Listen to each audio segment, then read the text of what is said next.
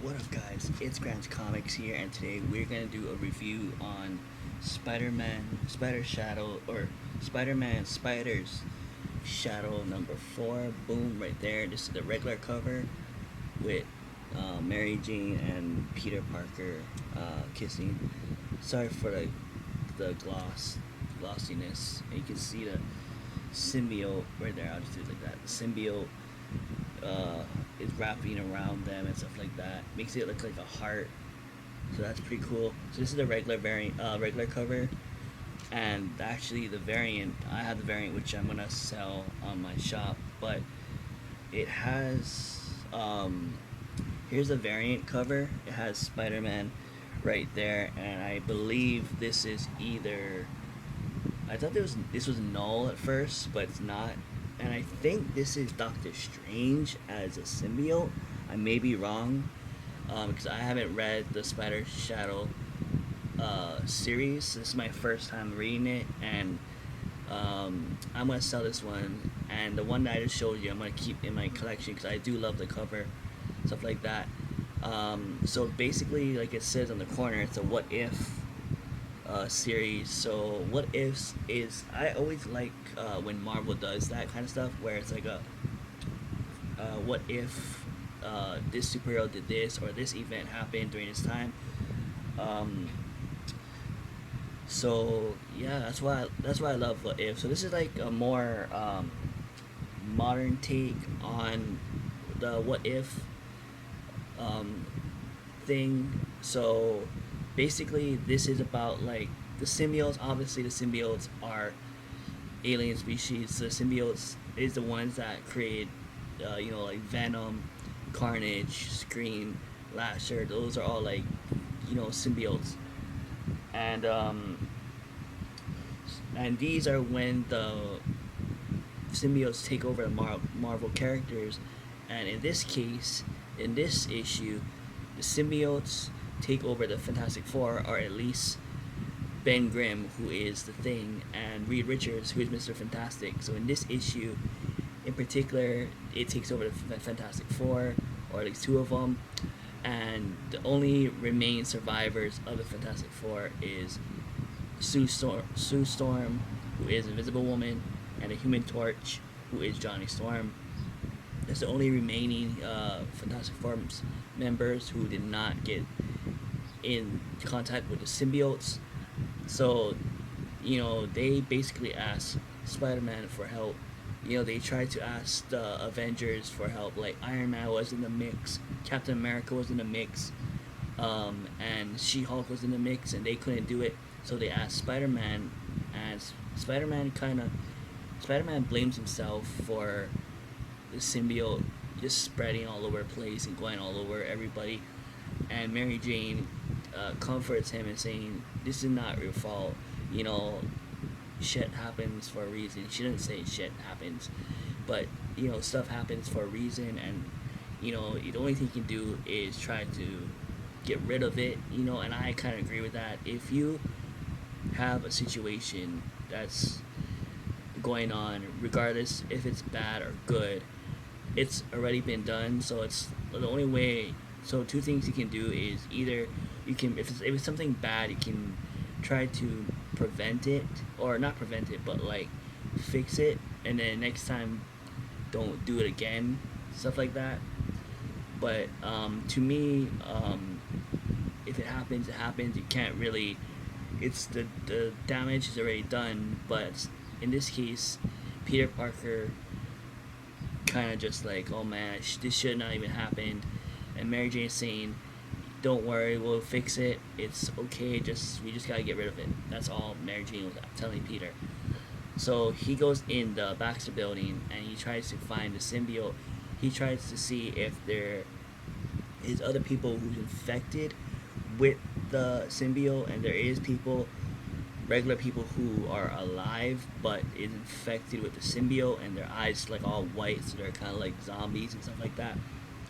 But what is interesting, Ben Grimm, the Thing, he's like possessed with the symbiote, and he attacks Johnny Storm, and Johnny does not want to fight Ben because they're friends and they're partners in the Fantastic Four. But when this kind of stuff happens in the Marvel or DC universe, in the comic universe, most of the time you should just fight them, or at least try your best to not kill them. Kill this alien symbiote, but do not kill your friend. You know what I mean? But so that happened, and what the only thing that's really cool about this issue of character wise is Mr. Fantastic. He is the design of him is really cool. He has a helmet dome on him. He has like this awesome suit, stuff like that, and he basically looks like Darkseid from the DC universe, basically. And when in the beginning, when Peter Parker was telling, the Avengers, the only way you can kill a symbiote is fire, Iron Man tells him, we already tried that, but every attack we try to do on them, it doesn't affect them. So, Peter Parker is just like all stressed out and upset. Like, he regrets having the symbiote on him, stuff like that. So that's just crazy. So I'm gonna show you the interior art. For me, I mostly get the modern comics just for the cover art. And I'm not, like I said before, I'm not a very variant person. Not a fan of variants that much. Because like I said before, they're basically the same storyline, but just with a different cover. And the one thing I do love about this is the way they made Iron Man. They made this, it's like an old school Iron Man, basically, so that's kind of cool. That's what I like about this issue. I don't know if that's how Iron Man is in the whole issue. So they do bring up, old school, like, Iron Man stuff. The one thing I don't like about this issue is probably the whole storyline, the whole interior art of this storyline is to have this artwork, and I don't really like the artwork that much. It's okay. But here's Mr. Fantastic. He looks like a Ben 10 character, and that's kind of cool. That's another thing I like about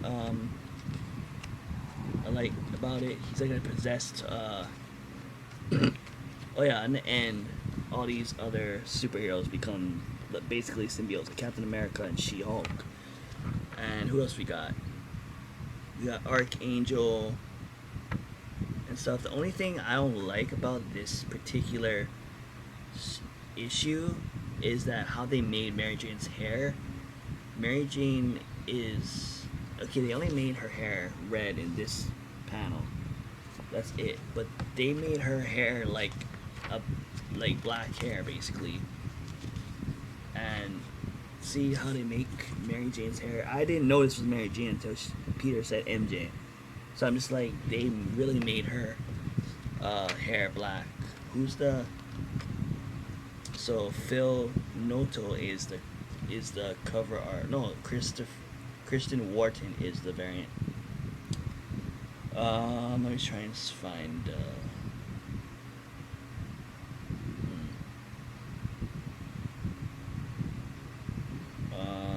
I don't know who does the interior artwork, but Kristen Ward. This is his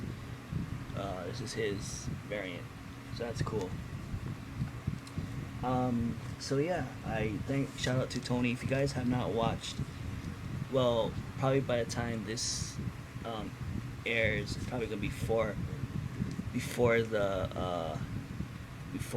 comic book hunt number 3. But there is gonna be a comic hunt number 3, and if you guys next this Saturday it's gonna be that comic hunt number 3 with Tony, where we get the comics that I'm gonna show you this week. And it's a good one because this comic store I've been to so many times, but I haven't filmed. This is my first time filming in that comic store, but I've been I've been in that comic store from the beginning, from even like this comic book store I mentioned so many times in my videos, in my hauls, and this is just the first time I've been in there. First time I've been filming in there, and hopefully in the future I film more in this comic book shop. But anyways, that's it for now. If you guys aren't subscribed to Grant's Comics and you guys watch this video, make sure you give this video a thumbs up, share it to the comic book community, and subscribe. And if you guys are subscribed to Grant's Comics, make sure you guys give this video a thumbs up, share this video and my channel to the comic book community, and let's get the road to 100. All right.